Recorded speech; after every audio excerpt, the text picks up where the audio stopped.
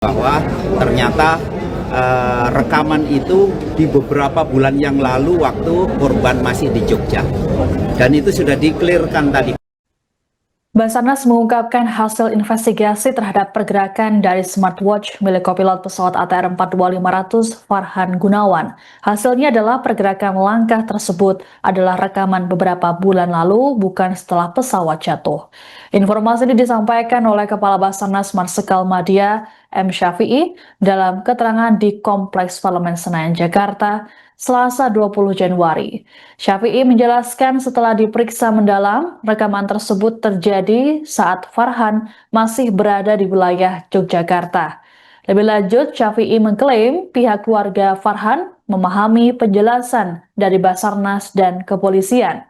Syafi'i memahami perasaan keluarga Farhan yang berharap korban masih hidup. Adapun pergerakan langkah kaki ini terpantau dari ponsel Farhan yang masih terhubung dengan smartwatch miliknya. Informasi ini pertama kali disampaikan oleh kakak kekasih Farhan melalui sebuah video yang diunggah di media sosial. Disebutkan bahwa pertambahan langkah kaki masih terjadi hingga hari ketiga pencarian.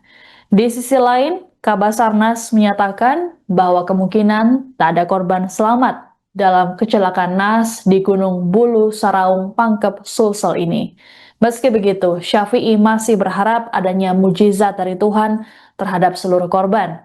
Ia pun mengungkapkan bahwa pernah ada korban selamat dalam insiden pesawat jatuh. Namun Syafi'i tak mengungkapkan insiden pesawat jatuh yang dimaksud.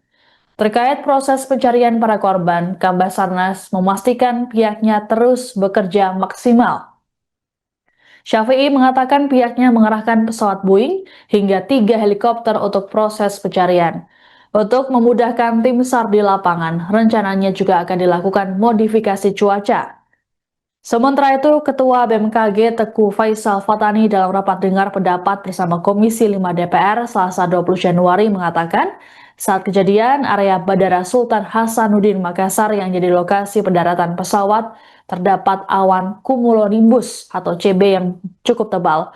Meski begitu, cuaca kala itu dinilai masih tergolong stabil untuk pesawat. Hanya saja keberadaan pesawat awan CB saat pendaratan pesawat memang perlu diwaspadai. Adapun Kepala KNKT Suryanto Cahyono dalam kesempatan yang sama menyatakan bahwa pesawat dalam kondisi baik. Menurut Suryanto, pesawat telah mendapatkan izin untuk melakukan pendekatan pendaratan menggunakan instrumen landing system atau ILS runway 21. Saat ini KNKT masih menyelidiki alasan penggunaan runway tersebut.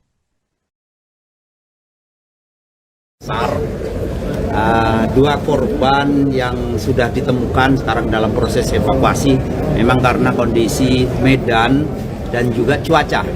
Permasalahannya di dua itu, namun dengan jumlah personel yang ada kita berupaya pada saat pesawat tidak bisa evakuasi, kita akan berupaya tetap untuk merapatkan korban ini ke punggung daripada puncak gunung Bulu Saraung.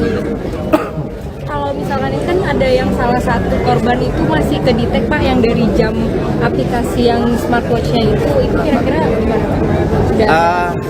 Terkait dengan pergerakan yang dari smartphone, kita sudah dibantu oleh Polda Sulawesi Selatan dan yang bersangkutan sudah dimintai keterangan setelah dibuka bahwa ternyata rekaman itu di beberapa bulan yang lalu waktu korban masih di Jogja, dan itu sudah diklirkan tadi pagi. Dari pihak keluarga juga sudah memahami, dan kita juga memahami perasaan keluarga, makanya itu di broadcast. Mohon doanya saja, kita sudah mengerahkan banyak pesawat, mulai dari pesawat Boeing, ada 3 pesawat helikopter. Sekarang kita modifikasi cuaca, mudah-mudahan cuaca membaik. Tidak ada. Saya sampaikan kita masih tetap mengharapkan ada mujizat, ada korban yang bisa kita selamatkan dalam kondisi hidup. Karena pernah itu kejadian, ada pesawat crash, kemudian kondisinya sama, terburai pesawatnya, tapi ternyata ada yang penumpang yang terlempar, kemudian mati suri, beberapa hari ditemukan dalam kondisi hidup. Jadi kita akan berupaya untuk melaksanakan pencarian korban sambil kita mengumpulkan puing-puing untuk nanti diserahkan kepada KNKT. Demikian ya. BMKG, ada yang mau ditanya? Ya. Kemudian resume yang dapat kami sampaikan bahwa berdasarkan citra satelit pada tanggal 17 Januari 2026 pukul 11 sampai 13 WITA, suhu puncak awan di lokasi kejadian antara minus 48 derajat Celcius sampai 21 derajat Celcius menunjukkan keberadaan awan tinggi dan awan tebal atau dense cloud di sekitar wilayah tersebut. Ini sesuai dengan yang disampaikan oleh Bapak Menteri Perhubungan tadi. Kemudian cuaca di Bandara Sultan Hasanuddin pada saat kejadian tanggal 17 Januari pukul 12.30 WITA terpantau angin dari arah barat kecepatan 13 knot, jarak pandang 9 km, hujan sesaat di luar area bandara dan terdapat awan CB pada area pendaratan di ketinggian 1.700 sampai 1.800 feet. Namun kondisi tersebut masih memungkinkan untuk lepas landat dan pendaratan. Jadi yang perlu diwaspadai adalah bandaranya relatif aman dengan jarak pandang yang cukup, tapi untuk area untuk menuju ke pendaratan ini yang perlu diwaspadai akan adanya awan CB pada ketinggian 1.700 sampai 1.800 yang kami sampaikan tadi cukup tebal, tinggi dan tebal, yaitu dense cloud. Sebentar Pak, ini Juga pesawatnya tidak menuju ke Poin Nopeng, kami juga belum bisa menyampaikan kenapa alasannya. Dari Poin Nopeng itu diminta untuk menuju ke Kabib supaya bisa intercept localizer untuk automatic landing systemnya. Tapi ternyata pesawat juga terus terakhir pesawat berbelok ke kanan. Nah, terakhir komunikasinya bahwa ATC menanyakan apakah dia berbelok ke kanan dengan heading 245. Diharapkan dia heading 245 itu bisa memotong ALS itu sehingga otomatis alat panduan pendaratan otomatisnya bisa bekerja, Pak. Nah, tapi di situ keburu pesawatnya sudah crash. Tapi menjawab pertanyaan Pak Ketua, apakah di pesawat ada alat peringatan untuk gunung? Ada namanya TOS, Pak. TOS itu Terrain Awareness Warning System.